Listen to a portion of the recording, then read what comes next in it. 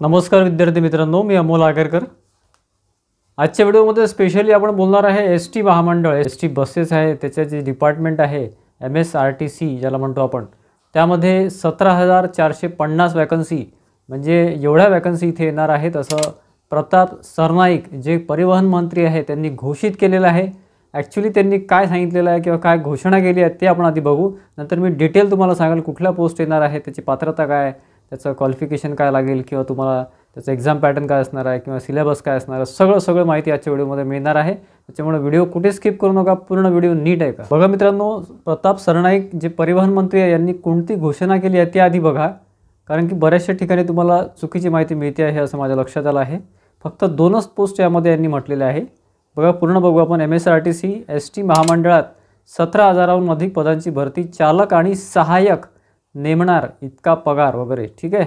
20 सप्टेंबरचं हे एक लोकमतमधलं ऑनलाईन जे काही न्यूजपेपर असतो त्यामधलं एक ॲडिशन आहे। तर त्यामध्ये बघा, सहाय्यक म्हणजे असिस्टंट ज्याला म्हणतो आपण, ते ITI बेसवर असतं, त्याचे पोस्ट आहे।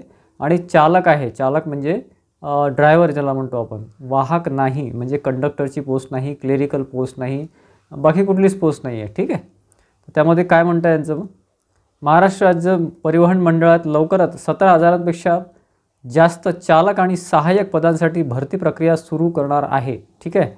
बघा काय म्हणतात, म्हणजे प्रताप सरनाईक यांनी काय घोषणा केली आहे आणि न्यूजपेपरमध्ये काय आहे ते आपण आधी बघू, कारण ते अतिशय महत्त्वाचं आहे। बाकी त्यानंतर बाकीच्या गोष्टी।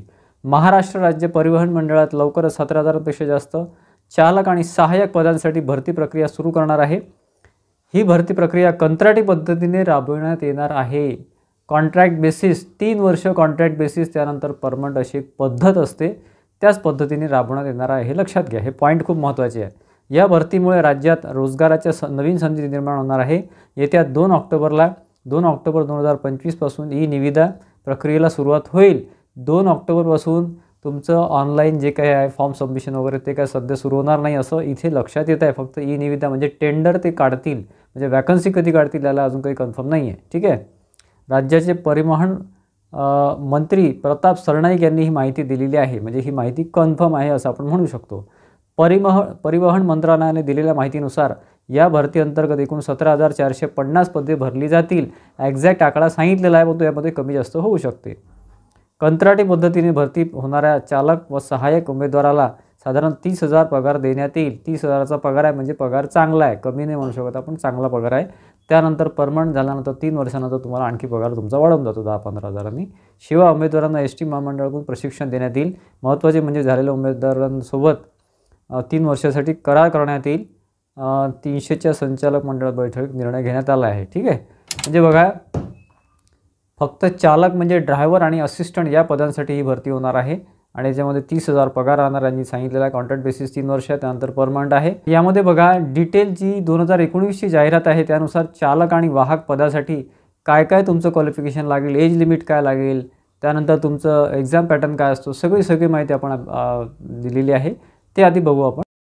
तर मित्रांनो बघा, सर्वात आधी आपण 2019ची जी जाहिरात आलेली होती सरळ सेवा भरती ST महामंडळ यामध्ये, तर त्यामध्ये कशा प्रकारची जाहिरात होती किंवा काय कंडिशन्स होत्या त्या बघू।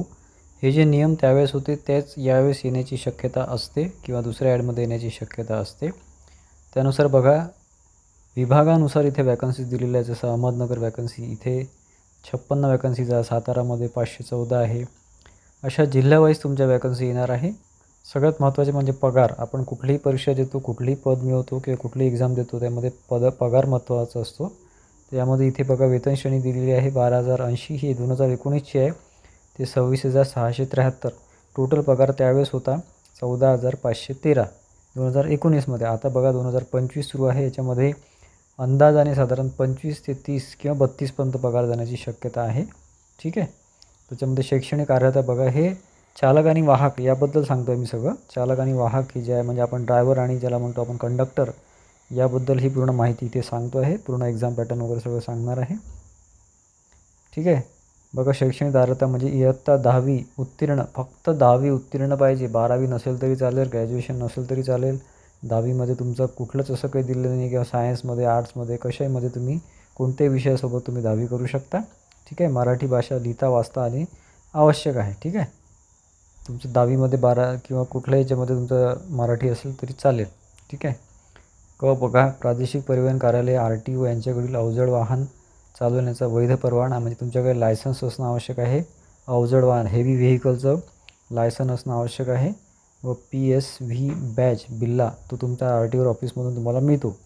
अवजड वाहनाचं तुमचं लायसन आल्यानंतर आणि तुम्हाला प्रॅक्टिस असल्यानंतर तुम्हाला तो बिल्ला मिळतो. ते आवश्यक आहे. परंतु हे तुम्हाला नंतर लागणार आहे, एक्झामच्या फॉर्म भरताना लागणार नाही. महिलांसाठी विशेष दिलेला आहे. अवजड वाहन चालवण्याचा परवाना किंवा 1 वर्ष कालावधी पूर्ण केलेला हलके मोटर वाहन चालविण्याचा प्रादेशिक परिवहनाने दिलेला वैध परवाना. हलके मोटर म्हणजे जड वाहन नसलं तरी चालते, हलके वाहनाचं असते, अशा महिलांसाठी आवश्यक आहे. बघा, मध्ये प्रादेशिक परिवहन कार्यालय RTO म्हणजे तुमच्या जिल्ह्यातलं जे RTO ऑफिस आहे यांच्याकडील वाहनाचा वैध परवाना व बॅच बिल्ला नियुक्तीपूर्वी सादर करणे आवश्यक आहे. म्हणजे नियुक्तीपूर्वी तुम्हाला पाहिजे बॅज आणि परवाना हे नियुक्तीपूर्वी पाहिजे. बाकीचे डॉक्युमेंट्स तुम्हाला आधी लागतात. ठीक आहे. त्यानंतर बघा, अनुभव दिलेला आहे. पुरुष उमेदवारांसाठी सर्व प्रकारची अवजड वाहने विशेषतः डिझेलवरील अवजड वाहने, ट्रक, प्रवासी बस वगैरे 1 वर्ष विना अपघात तुम्हाला आवश्यक आहे. आणि हे म्हणजे कसं आहे, तुमचं लायसन वगैरे आल्यानंतर तुमचा 1 वर्षाचा अनुभव इथे पाहिजे आहे असं यांचं म्हणणं आहे. 1 वर्षाचा अनुभव तुम्हाला पाहिजे आहे, परंतु तुमचं जे लायसन आहे त्याच्यानंतरचा पाहिजे, त्याच्या आधीचा चालणार नाही. अनुभवाचा दाखला ट्रक मालक व स्थानिक लोकप्रतिनिधी, राजपत्रित अधिकारी यांच्या स्वाक्षरीचे उपरोक्त म्हणजे तुम्हाला स्थानिक लोकप्रतिनिधी किंवा आमदार तुमचं जे काही असेल ते किंवा राजपत्रित अधिकारी, गॅझेटेड ऑफिसर यांच्यातलं लागेल. ठीक आहे. यांच्या स्वाक्षरीने लागेल. महिला उमेदवारांसाठी त्यांची निवड झाल्यास अवजड वाहन चालवण्याचा शिकाऊ परवाना म्हणजे लर्निंग लायसन प्राप्त झाल्यानंतर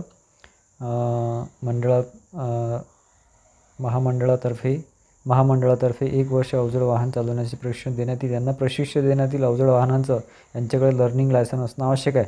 म्हणजे पुरुषांसाठी अवजड वाहनांचं तुमचं परमनंट लायसन प्लस त्यानंतरचा अनुभव आणि महिलांसाठी अवजड वाहनाचं लर्निंग लायसन पाहिजे. त्यानंतर 1 वर्ष प्रशिक्षण देण्यात येईल. सदर प्रशिक्षण कालावधीमध्ये त्यांना महामंडळाच्या नियमानुसार विद्यावेतन देण्यात येईल म्हणजे स्टायपेंड देण्यात येईल.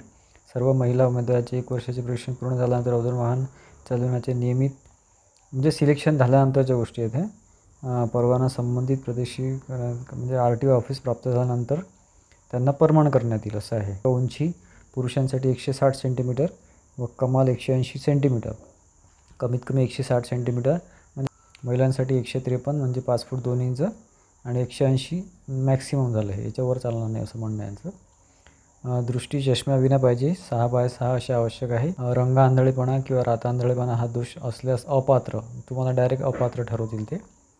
वयोमर्यादा बघा 24 ते 38 आहे. त्या डेटनुसार असते. आता नवीन ॲडनुसार आपल्याला कळेलच कोणत्या याच्यानुसार आहे. 24 कमीत कमी आणि 38 मॅक्सिमम हे ओपनसाठी आहे. अदर कॅटेगरीसाठी साधारण 43 राहते. ठीक आहे. बाकी समांतर आरक्षणानुसार वय चेंज होते. कार्यपद्धती भरती कशानुसार होईल, निकष काय असणार आहे बघा. वस्तुनिष्ठ परीक्षा लेखी स्वरूपाची होणार आहे. 100 गुणांची ऑफलाईन परीक्षा घेण्यात येईल. उत्तीर्णासाठी तुम्हाला किमान गुण 35% लागेल. ठीक आहे. ओपनसाठी आणि पुरेसे उमेदवारांना मिळाल्यास मागासवर्गीयांसाठी वस्तुनिष्ठ लेखी परीक्षेसाठी गुण व उत्तीर्णासाठी किमान गुण. ठीक आहे.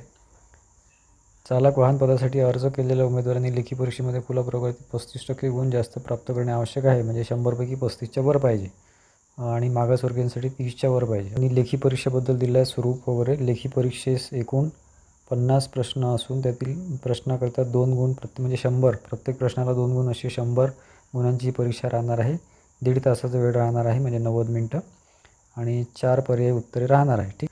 याच्यामध्ये चालक वाहकसाठी मराठी, इंग्रजी, सामान्य ज्ञान, अंकगणित 25-25 गुणांचं हे राहणार आहे. 100 गुणांची हे टेस्ट राहणार आहे. याच्यामध्ये मराठी, इंग्रजी, सामान्य ज्ञान म्हणजे GK सगळं बेसिक लेवलचं राहते महाराष्ट्र लेवलचं आणि अंकगणित म्हणजे तुमचं मॅथ्स 1.5 तासाची ही टेस्ट राहणार आहे. महत्त्वाच्या सूचना इथे दिलेल्या आहेत मित्र. हे 2019ची जाहिरात आहे. तुम्हाला मी समजून सांगायचा प्रयत्न केला आहे. याच्यामध्ये बघा ऑनलाईन ॲप्लिकेशन करताना काय काय तुम्हाला लागणार आहे सगळं दिलेलं आहे आणि त्यामध्ये काही फॉर्मॅट दिलेलं आहे तुम्हाला, जसं सर्टिफिकेट वगैरे, एक्सपिरियन्स सर्टिफिकेट वगैरे कसं काय लागेल किंवा काय सगळं हे दिलेलं आहे. ठीक आहे. अनुभवाचा दाखला हे तुमच्याकडे असणं आवश्यक आहे. याची PDF ची प्रिंट काढून ठेवा. ठीक आहे. त्यानंतर बघा मित्रांनो, सहाय्यक पद, चालक वाहकची माहिती मी तुम्हाला सांगितलेली आहे. आता सहाय्यक पद कनिष्ठ म्हणजे ज्युनियर असिस्टंट ज्याला म्हणतो आपण, असिस्टंटचं पद आहे. त्याकरता काय असतं तुम्हाला सांगतो. हे 2019चं मी तुम्हाला रेफरन्स घेऊन सांगतो आहे. पहिल्या 3 वर्षाकरता म्हणजे सहाय्यकबद्दल बोलतो आहे बरं. त्याच्यामध्ये पहिल्या 3 वर्षाकरता कनिष्ठ वेतन श्रेणी 3,900 ते 4,300 अधिक भत्ते वगैरे सगळं धरून वार्षिक वेतनावर 3 वर्षानंतर लागू होणार आहे. ठीक आहे. तर 14,000 4,000 ते 14,000 अधिकपर्यंत तुमचं स्केल राहील नंतर 3 वर्षानंतर वगैरे. तर साधारण एक आपण ढोबळमानाने विचार केला तर साधारण 30 ते 35,000च्या घरामध्ये ही सॅलरी जाते आजच्या डेटनुसार 2025नुसार. ठीक आहे. शैक्षणिक अर्हता काय लागेल, अतिशय महत्त्वाचा पॉईंट आहे. सहाय्यकसाठी शैक्षणिक अर्हता काय लागेल याच्यामध्ये बघा, तुमचं शैक्षणिक अर्हतामध्ये शासन मान्य दिलेल्या संस्थांचे समकक्ष कोर्सेस अभ्यासक्रम, ITI, NCTVT, MS, BVE, HSC व्यावसायिक अभ्यासक्रम म्हणजे HSCमध्ये तुम्ही 12वीमध्ये वोकेशनल कोर्सेस केलं असेल, GDET भारत सरकार वगैरे, क्राफ्टमन ट्रेनिंग स्कीम वगैरे, CTS वगैरे, हे सगळं तुम्हाला चालणार आहे. ठीक आहे. अनुभव वगैरे काय ते पण दिलेलं आहे. याच्यामध्ये महत्त्वाचे बघा, तुम्हाला मोटर मेकॅनिक, डिझेल मेकॅनिक ही एक तुम्हाला राहणार आहे. त्यानंतर शीट मेटल वर्कर आहे. त्यानंतर तुमचं ऑटो इलेक्ट्रिशियन. आता यांच्या अंडरमध्ये काय काय येतं, मोटर मेकॅनिकमध्ये कुठले तुम्हाला ITIचे ट्रेड चालतील, automobile engineering, mechanical auto engineering, त्यानंतर diesel mechanic motor vehicle, auto engineering technology. हे लक्षात घ्या बरं. मेकॅनिक मोटर मेकॅनिकच्या अंडरमध्ये काय येतं किंवा डिझेल मेकॅनिकच्या अंडरमध्ये auto engineering technician, mechanic motor, mechanic repair and maintenance and heavy vehicle heavy vehicle, mechanic diesel हे रिलेटेड आहे मोटर मेकॅनिकच्या. हलके याच्यामध्ये अनुभव काय म्हणतात त्यांनी, हलके मोटर वाहन चालवणारा परवाना आवश्यक आहे. म्हणजे अवजड वाहन चालवण्याचा परवाना हे सुद्धा पाहिजे त्यांना, अवजड वाहनचा सुद्धा परवाना पाहिजे. 3 वर्षात मिळवणे आवश्यक आहे. ठीक आहे. 3 वर्षामध्ये मिळवायचा आहे अवजडचा, आणि जे काय हलकेचं आहे त्याचं तुम्हाला लायसन लागेल. ठीक आहे. त्यानंतर शीट मेटल वर्करमध्ये काय, ते शीट मेटल वर्कर, त्यानंतर mechanical engineering, mechanical technician, mechanical technology. ठीक आहे. त्यानंतर जनरल फिटर कम मेकॅनिक. हे सगळे ITIचे ट्रेड आहे बरं. याच्यामध्ये इंजिनिअरिंग नाही आहे किंवा डिप्लोमा नाही आहे. Motor body repairing, mechanic auto body repairing किंवा फिटर. ठीक आहे. हलके मोटर वाहन चालवण्याचा परवाना, इथे त्यांनी अवजडचं म्हटलेलं नाही आहे. ठीक आहे. त्यानंतर ऑटो इलेक्ट्रिशियन DC, याच्यामध्ये ऑटोमोबाईल इलेक्ट्रॉनिक्स आहे, इलेक्ट्रिक मेकॅनिक आहे, mechanic auto electrical and electronics आहे, मेकॅट्रॉनिक्स आहे, इंडस्ट्रियल इलेक्ट्रॉनिक्स आहे. याच्यामध्ये सुद्धा हलके वाहनाचा आणि त्याचा परवानासुद्धा लागेल. यांनी अवजड वाहन इथे म्हटलेलं नाही, अवजड वाहन फक्त यांनी मोटर मेकॅनिकमध्ये म्हटलं आहे. तर मित्रांनो, सहाय्यक आणि चालक हे 2 पदं महत्त्वाचे आहे. चालकचं मी तुम्हाला ऑलरेडी सगळं माहिती दिलेली आहे, आणि त्यानंतर आता मी तुम्हाला सहाय्यकची माहिती दिलेली आहे. त्यामध्ये जर लिपिक टंकलेखक म्हणजे LDC आपण त्याला क्लर्क म्हणतो, ती जर पोस्ट आली तर त्यासाठी बघा वेतनशांनी त्यांनी दिलेली आहे, साधारण तेवढेच आहे, साधारण 30 ते 35,000च्या घरामध्ये. शैक्षणिक पात्रता मान्यता विद्यापीठाची पदवी लागेल जर लिपिक टंकलेखक किंवा आपण त्याला म्हणतो LDC किंवा क्लर्कची जागा निघाली तर. त्यानंतर तुमचं मराठी 30 शब्द प्रति मिनिट आणि इंग्रजी 40 शब्द प्रति मिनिट तुमचं असणं आवश्यक आहे. त्यानंतर तुमचं CCCO जे की आपण म्हणतो कॉम्प्युटर कोर्स झालेलं असलं पाहिजे किंवा MSc झालेलं असलं पाहिजे. 1-2 वर्षाचं 6 महिन्याचं जे असेल ते. वयोमर्यादा 18 ते 38 पाहिजे. ठीक आहे. यामध्ये मित्रांनो कुठलीही परीक्षा असो, कुठलीही पोस्ट असो, सहाय्यक असो अथवा तुमचं हे असो, तुमचं चालक असो, त्याच्यामध्ये तुमचं एक्झाम पॅटर्न सेमच आहे. मराठी, इंग्रजी, सामान्य ज्ञान आणि अंकगणित. बुद्धिमत्ता नाही आहे आणि बाकीच्या गोष्टी इथे नाही आहे. ठीक आहे.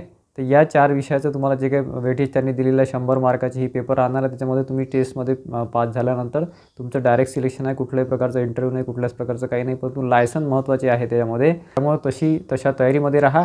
आणि जाहिरातीचं बघाल तर जाहिरातीचं तुम्हाला सांगतो की 2 ऑक्टोबरपासून निविदा यांनी म्हटलेलं आहे. एक्झॅक्ट जाहिरात येईल की काय नोटिफिकेशन येईल की कधी चालू होईल हे त्यांनी काही इथे म्हटलेलं नाही आहे. त्यानुसार तशा तयारीमध्ये राहा. आणि दुसरं या रिलेटेड आपलं ॲप आहे, इंजिनियर अमोल आपला ॲप आहे, खाली डिस्क्रिप्शन बॉक्समध्ये लिंक दिलेली आहे. त्यामध्ये तुम्हाला मराठी, इंग्रजी, त्यानंतर तुमचं सामान्य ज्ञान आणि तुमचं जे काही बाकी त्यांनी अंकगणित दिलेलं आहे, या 4ही याचा एक अतिशय चांगला आणि कंबाईन कोर्स तुम्हाला मिळणार आहे. त्यासाठी आपलं ॲप नक्की डाउनलोड करून ठेवा, कारण की तिथे तुम्हाला कोर्स पुढच्या काही दिवसामध्ये आपण सुरू करू. जशी जाहिरातीची हालचाल सुरू होते किंवा जे काही त्याच्यामध्ये चेंजेस होतात त्यानंतर आपण ती टाकू. आणि ही जी भरती आहे ही पूर्णपणे आपण कव्हर करणार आहे. त्याच्यामध्ये जे काही महत्त्वाचे मुद्दे आणि खरे मुद्दे आहे, जेन्युइन इन्फॉर्मेशन आहे ती तुमच्यापर्यंत पोहोचवण्याचा प्रयत्न आपण आपल्या चॅनलद्वारे इंजिनियर अमोल आपलं चॅनल आहे, यूट्यूब चॅनल आहे, सबस्क्राईब करून ठेवा जर सबस्क्राईब केलं नसेल तर. आणि टेलिग्राम चॅनल आहे इंजिनियर अमोल, खाली डिस्क्रिप्शन बॉक्समध्ये लिंक दिलेली आहे, तुम्ही बघू शकता. आणि ॲपची सुद्धा लिंक खाली दिलेली आहे. अतिशय उत्तम संधी आहे, त्याला घालवू नका आणि आपल्याशी कनेक्टेड राहा किंवा आपल्या टेलिग्राम चॅनलशी कनेक्टेड राहा. तुम्हाला पुढची अतिशय महत्त्वाची माहिती, पुढे जे काही अपडेट्स आहे, जे काही जाहिरातीबद्दल जे काही येणार आहे किंवा जे आल्यानंतर फॉर्म सबमिशन वगैरे सगळी माहिती, फॉर्म सबमिशन वगैरे कसं करायचं पूर्ण सगळी माहिती आपण इथे देणार आहे. तर आशा करतो की एक चांगली माहिती देण्याचा आजच्या व्हिडिओमध्ये आपण प्रयत्न केलेला आहे. या व्यतिरिक्त तुमचे काही प्रश्न असेल तर मला कमेंट बॉक्समध्ये कमेंट करा, आपण उत्तर द्यायचा 100% प्रयत्न करू आणि आपल्याशी कनेक्टेड राहा, जेणेकरून पुढचे जे महत्त्वाचे अपडेट्स आहेत ते तुम्हाला मिळत राहतील. आजचा व्हिडिओ आवडला असेल तर व्हिडिओला लाईक करा आणि जास्तीत जास्त विद्यार्थ्यांमध्ये शेअर करा, जेणेकरून त्यांनासुद्धा ही महत्त्वाची माहिती मिळेल आणि कुठेतरी तुमच्या एखाद्या मित्राचा, भावाचा, बहिणीचा फायदा होईल. धन्यवाद मित्रांनो.